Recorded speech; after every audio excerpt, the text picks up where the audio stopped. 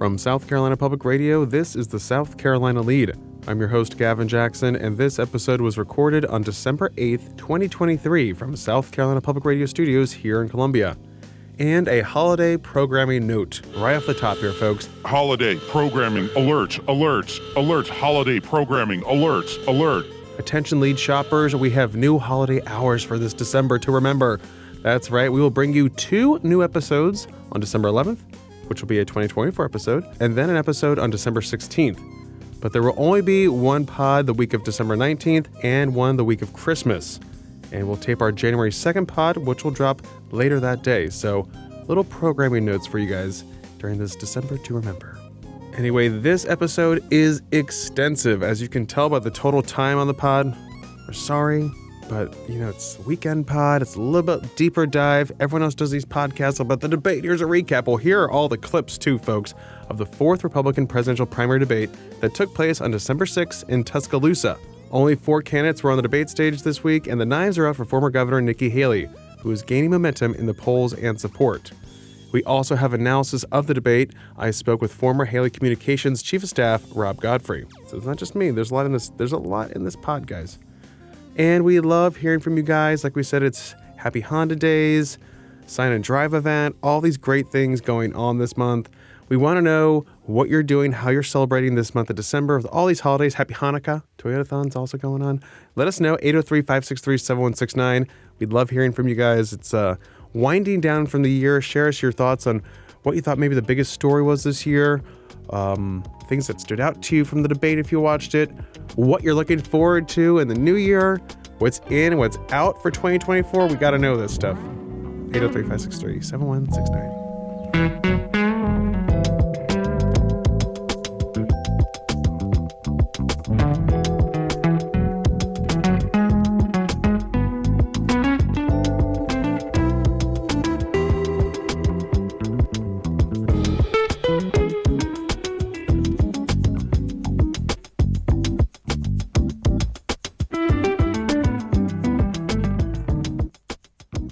Okay, so this is a full debate recap episode. Like I said, you probably heard some snippets from the 4 candidates who are on stage at the 4th Republican presidential debate this week, but we watched the whole thing so you didn't have to. We have highlights, we have lowlights, and analysis from the debate that features a shrinking Republican field. Former Governor Nikki Haley got the front-runner distant second-place runner treatment Wednesday night from Florida Governor Ron DeSantis, biotech entrepreneur Vivek Ramaswamy, and, to an extent, former New Jersey Governor Chris Christie in Tuscaloosa. It's game day in Alabama. And who knows what the tide will roll in. Yes, very, very intense buildup there for this debate, which again, frontrunner former President Donald Trump skipped. But he was still very present in the questioning from the moderators. Let's start off with some of the attacks, because that's how this debate started.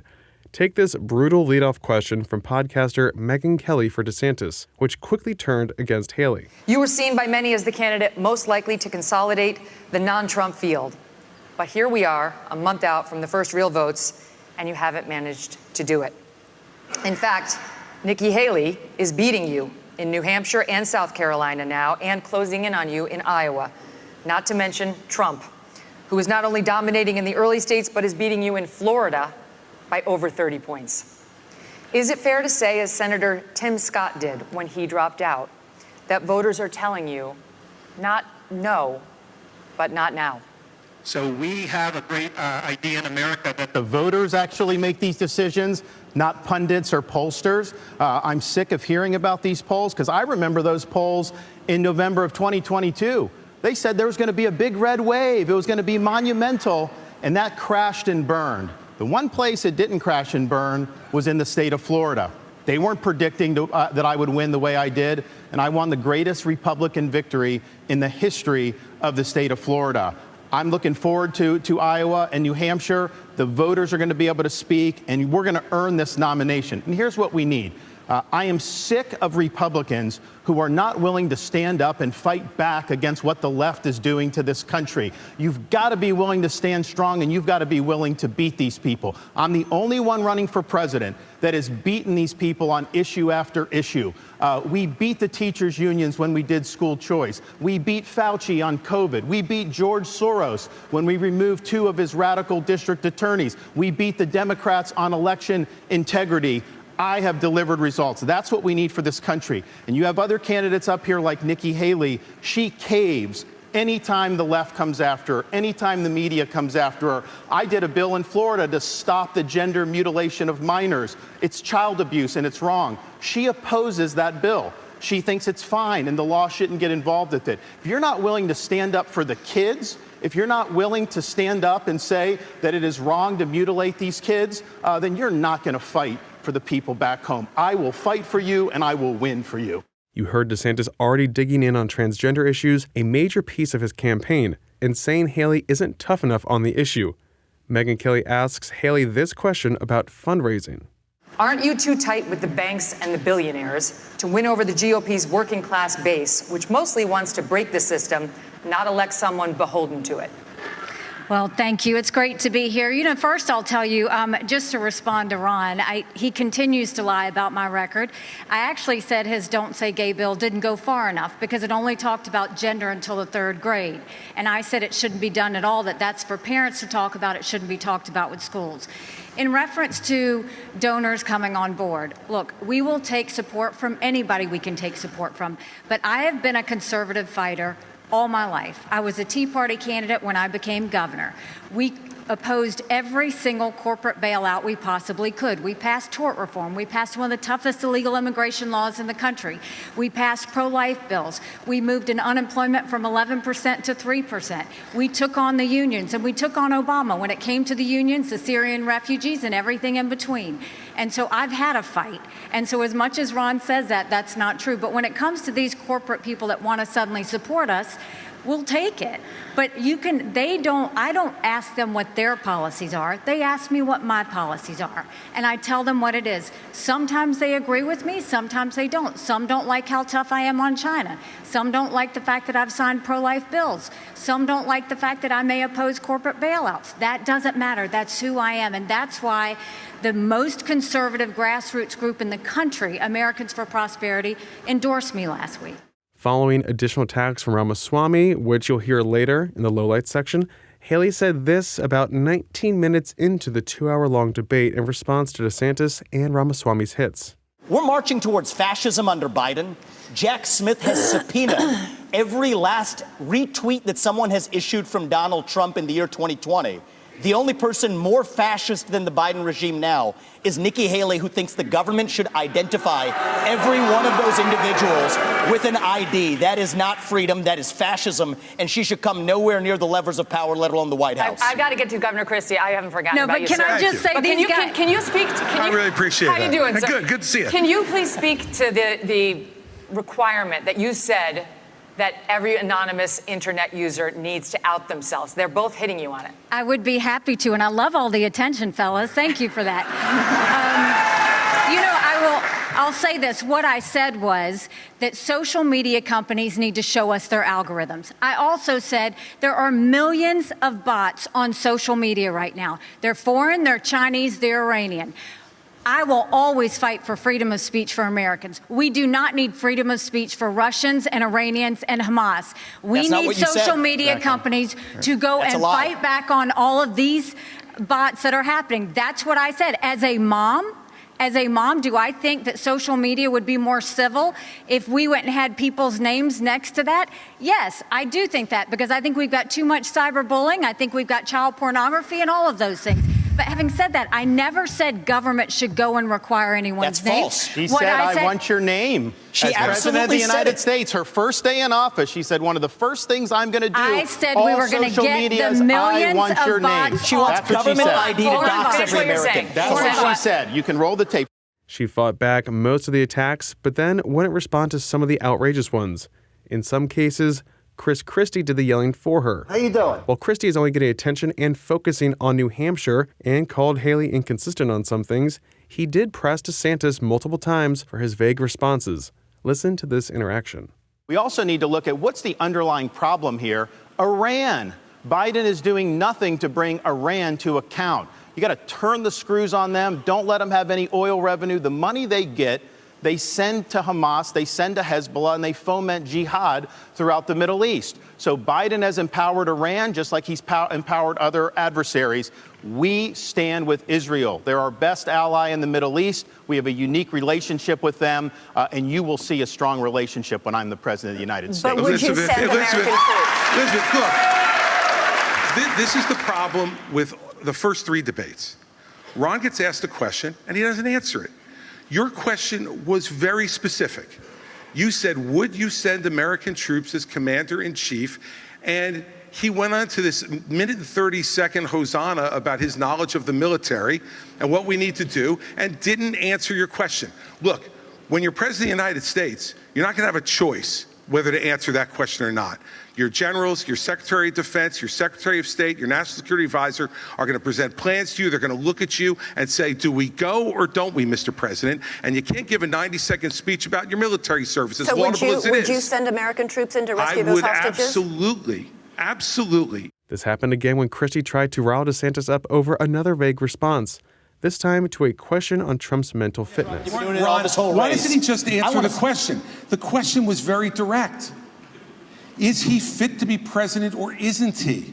The rest of the speech is interesting, but completely non-responsive. And if we were in a courtroom, they'd strike the answer and say, Governor DeSantis. No, they wouldn't. They would say that you're a smart they would man. argue that No, they would. No, they wouldn't. They would Chris. strike the answer no, they wouldn't. because you're not answering you it. Just is he don't fit? like you is have he your fit? you have no. your thing. Is he you fit have or isn't your he? thing. No, I don't have my thing. We don't. He's the thing. Is we he do fit not or want isn't to he? do someone You're talking that's about him being 80 years old. It doesn't mean Ron, that somebody is he couldn't fit? get elected. That's up to the people that Governor Ron, DeSantis, let Ron, is he have an fit opportunity or to isn't do he? somebody who's Governor in. DeSantis, let him finish. Ron, Okay. is he I think fit? we have an opportunity to do somebody who is in the prime of their life. Yes. We don't have to worry about all this stuff with cognitive. We can get it done, and we'll do it. I'm going to come to you. Finish. Look, Father Time is undefeated. I don't know how he would score on a test, but I know this. We have an opportunity to nominate someone and elect someone for 2 terms who's going to be spitting nails on day one and for 8 years so deliver you think he's big fit. result. We should not nominate somebody he won't answer. who's almost 80 years old. But going back to the threat of Iran and the ongoing Middle East conflict, Haley had this to say about the encroaching threat. No, I was not saying it's time to bomb Iran, but I will tell you, I dealt with Iran every day when I was at the United Nations, and they only respond to strength. What they don't respond to is when you weaken the sanctions like they did on Iran that allowed China to send them billions to fill their proxies. What they don't respond to is when you give $6 billion for 5 hostages. That only makes them want more hostages. What they don't respond to is when they do 140 strikes on our men and women in Syria and Iraq, and we do nothing but just some small shots back. You've got to punch them, you've got to punch them hard, and let them know that. That's the only way they're going to respond. So the way you do that is you go after their infrastructure in Syria and Iraq where they're hitting our soldiers. That's what you do, and then that's when they'll back off. The problem is you have to see that all of these are related. If you look at the fact Russia was losing that war with Ukraine. Putin had hit rock bottom. They had raised the draft age to 65. He was getting drones and missiles, drones from Iran, missiles from North Korea. And so what happened? When he hit rock bottom, all of a sudden, his other friend, Iran, Hamas goes and invades Israel and butchers those people on Putin's birthday. There is no one happier right now than Putin because all of the attention America had on Ukraine suddenly went to Israel. And that's what they were hoping is going to happen. We need to make sure that we have full clarity that there is a reason, again, that Taiwanese want to help Ukrainians because they know if Ukraine wins, China won't invade Taiwan. There's a reason the Ukrainians want to help Israelis because they know that if Iran wins, Russia wins. These are all connected. But what wins all of that is a strong America, not a weak America. And that's what Joe Biden's given us. But digs from DeSantis at Haley also focused on her recent haul from Wall Street fundraisers, something DeSantis has enjoyed throughout his campaign, raising tens of millions of dollars from similar folks. Her donors, these Wall Street liberal donors, they make money in China. They are not going to let her be tough on China, and she will cave to the donors. She will not stand up for you. 15 seconds, Ambassador. First of all, he's mad because those Wall Street donors used to support him and now they support me.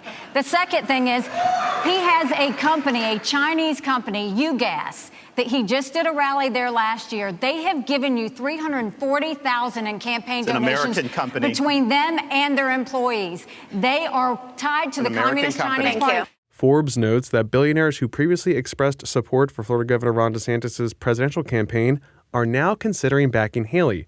This includes Citadel hedge fund founder Ken Griffin and Home Depot co-founder Ken Langone, who recently described Haley to CNBC as the only GOP candidate who has a chance at beating Trump, adding that he soured on DeSantis when he signed a 6-week abortion ban in Florida. Other than Christie, Haley was the only other candidate who really attacked Trump. She mentioned him adding to the national debt and his soft approach on China. Our kids are not going to forgive us for all the spending that happened. And as much as everybody wants to talk about how Donald Trump had a good economy, $9 trillion in debt, he did just in 4 years. And we're all paying the price of that, including those mortgage prices. But this is where Trump went wrong. Trump was good on trade, but that's all he was with China. Because here he allowed fentanyl to continue to come over. He continued to allow them to he would give them technology that would build up their military and hurt us. He allowed the Chinese infiltration for them to buy up farmland, to put money in our universities, and to continue to do things that were harmful for America. We now have a spy base in Cuba and police stations, and Trump didn't do anything about it. Okay, so if you want to call those the highlights, that's what they were. Now to move on to the lowlights. A lot of these moments feature biotech entrepreneur Vivek Ramaswamy, who in the last debate promised to be unhinged. Well, you could say that approach carried over to this one, spewing conspiracy theories and attack lines, including going in on Haley, citing she's corrupt because she cashed in on giving big speeches, joined corporate boards like Boeing, and did other things to improve her family's circumstances after leaving the United Nations. Haley also wrote 2 books that Ramaswamy didn't mention, but take a listen. I want to go back, though, to Nikki Haley's comment from earlier that she is somehow not responding to the will of these donors. Nikki, you were bankrupt when you left the UN. After you left the UN, you became a military contractor. You actually started joining service on the board of Boeing, whose back you scratched for a very long time, and then gave foreign multinational speeches like Hillary Clinton is, and now you're a multimillionaire. That math does not add up. It adds up to the fact that you are corrupt. First of all, we weren't bankrupt when I left the UN. We're people of service. My husband is in the military, and I served our country as UN ambassador and governor. It may be bankrupt to him, but it certainly wasn't bankrupt to us. Secondly, I did serve on the board of Boeing. I did a lot of work with Boeing when I was governor. They were a great partner to me. I served for 10 months. And then when they decided after COVID that they wanted to go for a corporate bailout, I've never supported corporate bailout, so I respectfully stepped back and got off the board. I love Boeing. They build good commercial airplanes. They build airplanes for our Air Force. I am proud of them. They employ a lot of people in South Carolina. But that's why I left the Boeing board. There's nothing to what he's saying. And in terms of these donors that are supporting me, they're just jealous. They wish that they were supporting them. But I'm not going to sit there and deny it. He again went in on Haley at one point, holding up his notebook in which he scribbled, "Nikki equals corrupt." Following his screed, Haley was given the opportunity to respond. Take a listen to this interaction. But I question her authenticity. And I think that's deeper here. We were just talking about the trans issue. This is a symptom of a deeper cancer in American life, identity politics. This new religion that says your race, your gender, and your sexuality are your identity. It is anti-American. It is meritocratic. It's anti-meritocratic, and it is dividing this country to a breaking point. And I've spoken about this to the left. My books are all about this. I've preached this to the left, but it's even worse when Republicans try to play the same game. We're talking about that trans issue. And Nikki Haley's campaign launch video sounded like a woke Dylan Mulvaney Bud Light ad talking about how she would kick in heels. At the first debate, she said that only a woman can get this job done. That's what she said. After the third debate, when I criticized Ronna McDaniel after 5 failed years of leadership of this party and criticized Nikki for her corrupt foreign dealings as a military contractor, she said that I have a woman problem. Nikki, I don't have a woman problem. You have a corruption problem. And I think that that's what people need to know. Nikki is corrupt. This is a woman who will send your kids to die so she can buy a bigger house. This is the problem. Using identity politics more effectively than Kamala Harris is a form of intellectual fraud. And it actually needs to end. There's our donor puppet masters wielding their puppet right up here tonight. This is how this game is played. The puppet masters put up their puppet, and I reject the use of identity politics in this party. It has been a cancer coming from the left, and I'm sick and tired of the double standards. The people of this country are too. Having two X chromosomes does not immunize you from criticism. Thank you, sir. Thank you. Governor Haley, would you like to respond? No. It's not worth my time to respond to him. You have been using identity politics at every step. She knows it's true. Christie doing his part to run some interference and add another victim to his list of people on blast went in on Ramaswamy. Yes, it's exactly what you said. You do this at every debate. I'll tell you exactly what it is. Don't interrupt me. I didn't interrupt you. Okay? You say this. About how you want to send our kids to die. You do this at every debate. You go out on the stump and you say something. All of us see it on video. We confront you on the debate stage. You say you didn't say it, and then you back away. And I want to say what exactly what I said, Chris. I'm not done yet. Well, this now is look. This is nonsense. This man is spewing. This man is spewing nonsense. Let me tell you something. This is the fourth debate. The fourth debate that you would be voted in the first 20 minutes as the most obnoxious blowhard in America. So shut up for a little while. I'm going to respond to that. I want to say your version of We're going to let you respond to that. We're going to let you respond to that. I'll take that. Finish. I want to say something else. We're now 25 minutes into this debate, and he has insulted Nikki Haley's basic intelligence, not her positions, her basic intelligence. She doesn't know regions. She wouldn't be able to find something on a map that his 3-year-old could find. Look, if you want to disagree on issues, that's fine. And Nikki and I disagree on some issues. But I'll tell you this, I've known her for 12 years, which is longer than he's even started to vote in the Republican primary. And while we disagree about some issues and we disagree about who should be president of the United States, what we don't disagree on is this is a smart, accomplished woman, and you should stop insulting her. So I'm going to take this. Then there were the conspiracy theories, such as January 6th being an inside job, something I routinely hear from Trump supporters when I ask them. Also, a litany of other conspiracy theories. Take a listen. Here's my issue with all three of my other colleagues on this debate stage, is all three of them have been licking Donald Trump's boots for years for money and endorsements. Ron DeSantis, you've been a great governor, but you would have never been one without actually begging Donald Trump for that endorsement. And you attacked him in your book a year ago. Same thing with Chris Christie as a lobbyist, begging them for COVID money for his special interests in New Jersey, prepping him for the debates last time around. These people are now Monday morning quarterbacking some decision he made. I think the real enemy is not Donald Trump. It's not even Joe Biden. It is the deep state that at least Donald Trump attempted to take on. And if you want somebody who's going to speak truth to power, then vote for somebody who's going to speak the truth to you. Why am I the only person on the stage, at least, who can say that January 6th now does look like it was an inside job? That the government lied to us for 20 years about Saudi Arabia's involvement in 9/11? That the Great Replacement theory is not some grand right-wing conspiracy theory, but a basic statement of the Democratic Party's platform. That the 2020 election was indeed stolen by big tech. That the 2016 election, the one that Trump won for sure, was also one that was stolen from him by the national security establishment that actually put up the Trump-Russia collusion hoax that they knew was false. There's a reason why I'm the only person on the stage who can say these things. As to some of those claims, ABC News notes that more than 700 people have admitted to a variety of charges in connection with January 6th. 210 of those people have pled to felonies, according to the Department of Justice, and more than 130 people have been convicted at trial. So, not a really good inside job if it was an inside job. Ramaswamy also touted the Great Replacement theory, which is the white nationalist belief that immigration policies are designed specifically to dilute the political power of white Americans by making them a smaller share of the population. If this sounds familiar to you, it's because it's regularly a central part of mass shooters' manifestos, such as the Buffalo supermarket shooter who killed 10 people. That shooter referenced the white supremacist Mother Emanuel AME church shooter and the one in New Zealand who killed 51 Muslims as inspiration. So let's move from one extreme use of rhetoric to another.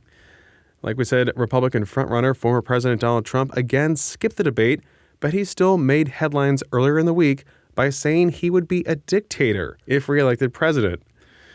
The man who issued some 30,570 misstatements during his time in office, according to the Washington Post, said, "I'll be dictator just for one day." Here's the full quote and what he told Fox News' Sean Hannity when asked about his authoritarian rhetoric. Under no circumstances, you are promising America tonight, you would never abuse power as retribution against anybody. Except for day one. Except Look, what? he's going crazy. Except for day one. Meaning? I want to close the border and I want to drill. That's not retribution. I'm gonna be, you know, he keeps, we love this guy. He says, "You're not gonna be a dictator, are you?" I said, no, other than day one. We're closing the border and we're drilling. After that, I'm not a dictator, Okay, that was a lot. Big recap there with a little Trump on top. So with that all being said, let's get some analysis on what this all means. I spoke with Rob Godfrey on This Week in South Carolina about the debate and the current campaign. Rob served with Haley since the 2010 campaign days and rose to the title of her Deputy Chief of Staff for Communications. He's currently a strategist and neutral in the primary. I started our conversation by asking him for his takeaways. Some of the big moments were, first of all, discussions about some of the big issues facing the world right now, whether it's policy surrounding the ongoing crisis in the Middle East that was ignited when Hamas attacked Israel, or it was the crosstalk between Vivek Ramaswamy and any of the other candidates, because he seems to be the one who is on stage acting as though he has nothing to lose, a real kamikaze candidate, if there ever were one on stage. And at this point, if we're talking about candidates who just don't bring anything to the table at these debates, I think Vivek has, proven himself to be someone who's better outfitted for talk radio or something like that than he is to be debating on the debate stage. It's always a launching pad for future careers in a variety of different areas. So, you're talking about Haley being the focus of a lot of those attacks from Vivek Ramaswamy. She's rising in polls. She's getting these big donations, really hitting her stride, seems like now, less than 6 weeks away from Iowa. Right. And that's thanks in no small part to her 3 previous debate performances. What did you think of Haley's debate performance in Alabama? It's a totally different dynamic when every candidate is coming after you. You have to be a little bit more deliberate. You have to, pick and choose the times in which you're going to engage, because responding to every personal attack, one, doesn't benefit anybody. It doesn't benefit voters. It doesn't benefit viewers. But two, also, she's an extraordinarily disciplined candidate and came in there with objectives that she wanted to meet and issues that she wanted to talk about. And in that context, it didn't do her any good or move her towards the objectives that she had set out, just to respond to every personal attack that might have been wedged or leveled against her by a candidate that was rile them up, pretty much. Yeah, especially when you get those, her up or try to be relevant himself. Get those side-by-side shots, and it's, the comments and trying to see any reaction there. And especially, you heard DeSantis say that Haley caves anytime the left comes after her. Ramaswamy said she's a fascist and corrupt. You've known her, you've worked for her, you've done her communications. What do you make of these comments? How do you think that she responded to them?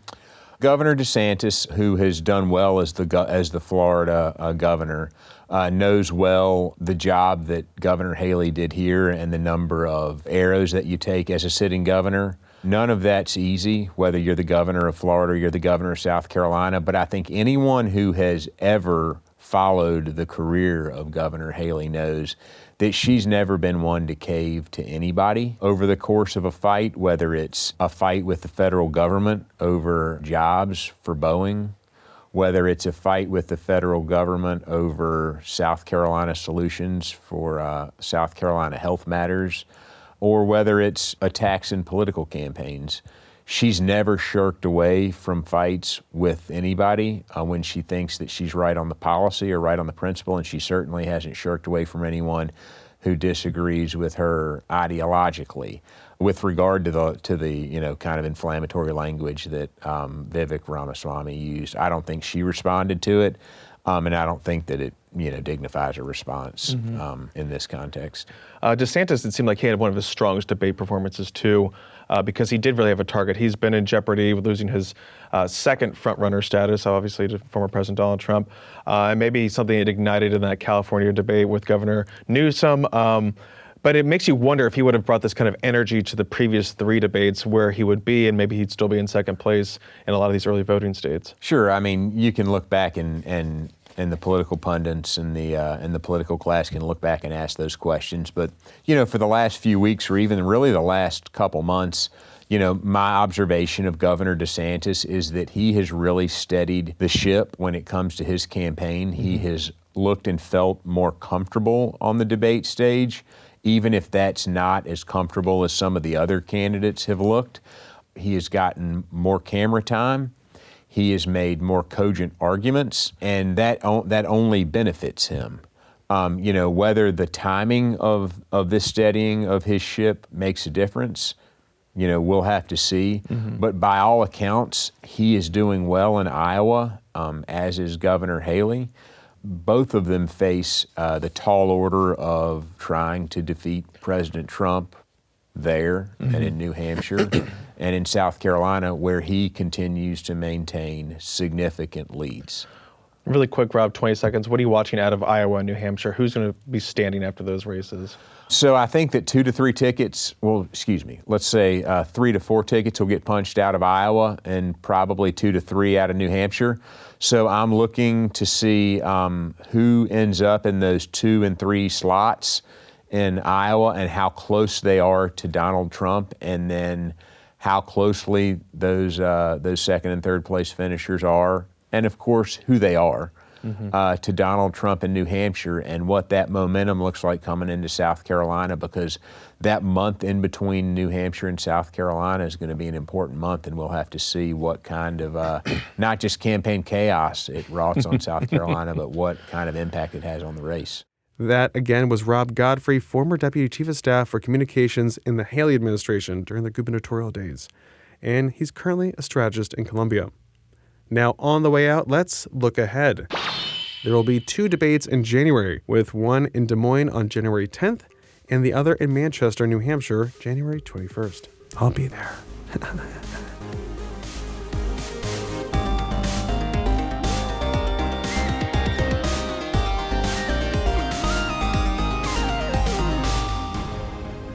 Welcome to the wind down section, our little break from the news. And folks, I promise this is going to be a little one. Right, A.T. Shire, producer of the podcast. It's going to be very short. That was so long. Gavin, a long piece. I'm sorry. Gave me 30 minutes of just audio, not including his voice. So this is going to be quick. We're not doing voicemails here. No, sorry, not today. But Gavin, okay. Gavin. In this section, we have chronicled that you would like to be struck by lightning and survive. You would like to be bit by a shark. Correct. And survive. Correct. And if you got shot and survived, you would enjoy that. Okay. I love that you have all my favorite thing, all the Gavin's hits here. Yes to all the above. Check the tape. In that vein, Gavin, there's something in the news, Gavin, that you are now desirous of trying. Get and the that, scroll. Of course, I'm speaking of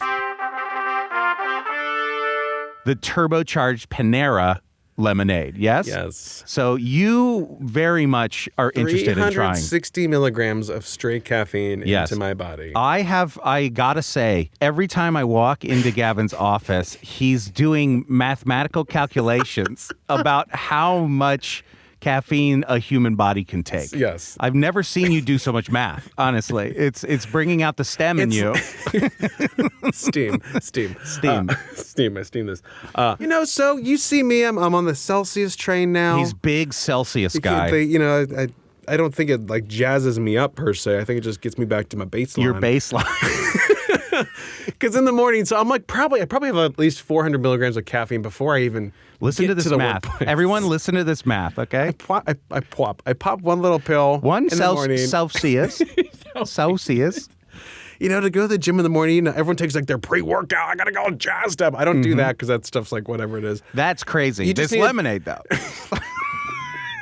I just pop a caffeine pill. I'm like, okay, I'm awake now. Mm-hmm. Then I have, might do a Celsius, or I do an espresso in the office because I have an espresso machine. Brag. Yep. Okay, brag. It's small. It's an OG one. Brag.